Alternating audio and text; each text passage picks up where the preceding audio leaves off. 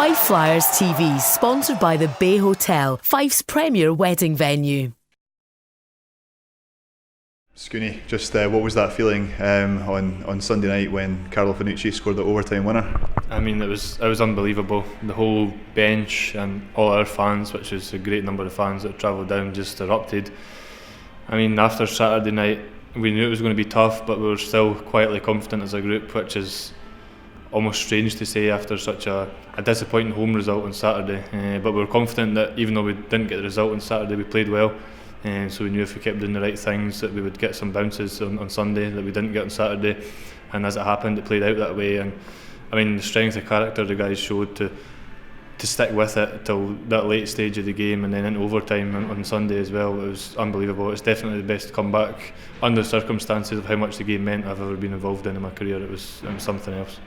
Just how difficult is that mentally to bring yourself back from the disappointment of losing a home game 4-1 to then just kind of find that positivity again and get a win in an away barn against a team that finished second in the league?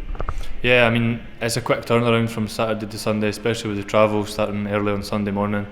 But we know Manchester are a good team in their own rink as well, so we knew we were going to have to be on top of our game. But as I say, we were always confident in our abilities. After the game on Saturday, we knew we had played well. And we knew that we just had to stick to what had made us successful for big parts of the season, and just stay confident in our own abilities and trust each other and trust our teammates that we're going to go out and do the right job. What was it like being in the dressing room and being on the bus back to Scotland on Sunday night?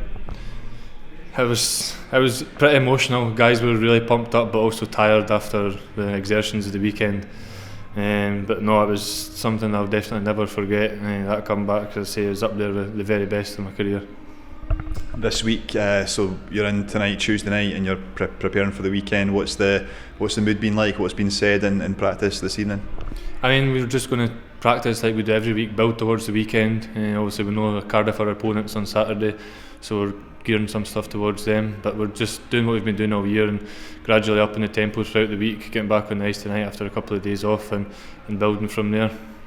And from your experience of playing in playoff weekends before, what have you been trying to kind of maybe pass on to the current guys just now about kind of the mentality going into it? I mean, it's probably a different format from what a lot of these North American guys are used to. They're used to kind of longer playoff series.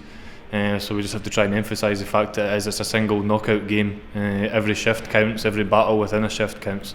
We can't afford anybody taking any points of time off in the game at all, because any mistake can cost you when it's at the highest level, and obviously such high stakes in the semi-finals. So just trying to portray to guys how important it is to stay switched on at all times and also just enjoy the experience. I mean, it's going to be a sold out barn in Nottingham. They've announced that today, so that'll be a great experience and the atmosphere should be unbelievable, and we've just got to enjoy it but also not let it get to us and just, as I say, play the way we have to make us so successful for large parts of the season.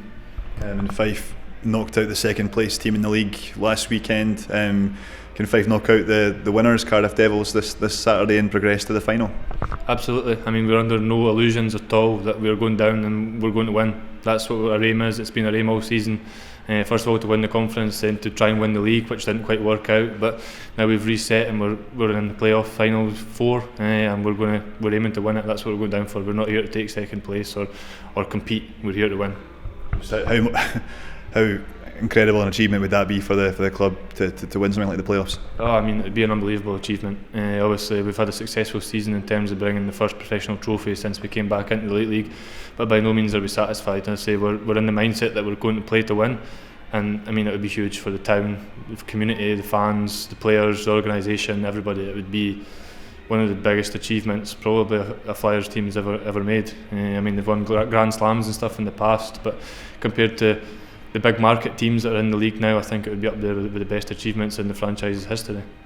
Is Fife going into it as the kind of lowest seeded in terms of finishing 7th in the league? Is there any kind of to take from that being maybe an underdog going into the final weekend?